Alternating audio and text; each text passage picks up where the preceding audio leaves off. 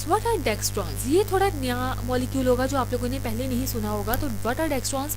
डेक्स्ट्रॉन्स are basically homopolymer है किसका? D glucose का। तो dextrans is a complex branched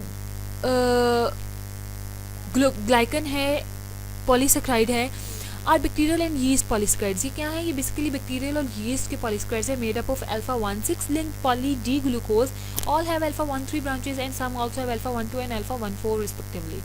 तो ये जो डेक्स्ट्रॉन्स हैं ये बेसिकली कहाँ पर पाए जाते हैं? ये बैक्टीरिया और यीस्ट के पॉलीसेक्राइड्स हैं जो जैसे हम ग्लूकोज को स्टोर करते हैं ग्लाइकोजन बनाकर, प्लांट्स ग्लूकोज को स्टोर करते हैं स्टार्च बनाकर, इसी तरह पॉलीसेक्राइड जो आपके बैक्टीरिया या यीस्ट हैं वो ग्लूकोज को स्टोर करते हैं डेक्स्ट्रॉन्स बनाकर। अब डेक्स्ट्रॉन्स में डिफरेंस और स्टार्च पॉली और ग्लाइकोजन में पॉलीसेक्राइड्स में डिफरेंस क्या है कि जो डेक्स्ट्रॉन्स हैं इन डेक्स्ट्रॉन्स में मेन चेन जो बनी होती है वो अल्फा 1,6 ग्लाइकोसिडिक लिंकेज की बनी होती है, जबकि दूसरी तरफ हमारे पास जो स्टार्च थी या ग्लाइकोजन थी उसमें अल्फा 1,4 ग्लाइकोसिडिक लिंकेज की मेन चेन थी, जबकि डेक्स्ट्रॉन में अल्फा 1,6 ग्लाइकोसिडिक लिंकेज की मेन चेन है।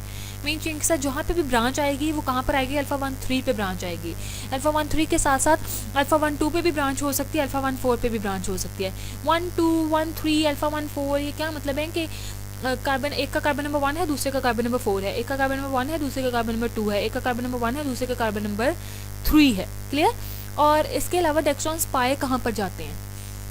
हमारे अंदर भी डेक्स्ट्रॉन्स पाए जाते हैं। कैसे? जो हमारे टीथ होते हैं, टीथ के ऊपर जिनके बहुत ज़्यादा प्लाक लग जाता है, येलो कलर का येलोइश डेंटल प्लाक, वहाँ पे बैक्टीरिया ग्रो कर जाते हैं। और वो जो बैक्टीरिया होते हैं तो जाहिर सी बात है बैक्टीरिया, तो बैक्टीरिया के अंदर डेक्स्ट्रॉन्स जो हैं वो स्टोर हुए होते हैं। तो dental plaque formed by bacteria growing on the surface of teeth is rich in dextrons.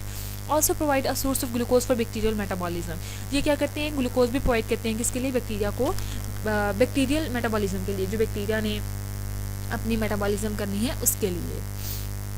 ये है डेक्स्ट्रॉन्स का स्ट्रक्चर। आप लोग यहाँ पर देख सकते हैं कि ये जो लिंकेज हो रहा है इनमें वो कौन सा? अल्फा 1,6 ग्लाइकोसिडिक लिंकेज है इनमें, और जहाँ पे भी ब्रांच आएगी वो कहाँ पर आएगी? अल्फा 1,3 पे या अल्फा 1,2 पे या अल्फा 1,4 ग्लाइकोसिडिक लिंकेज पे ब्रांच आएगी।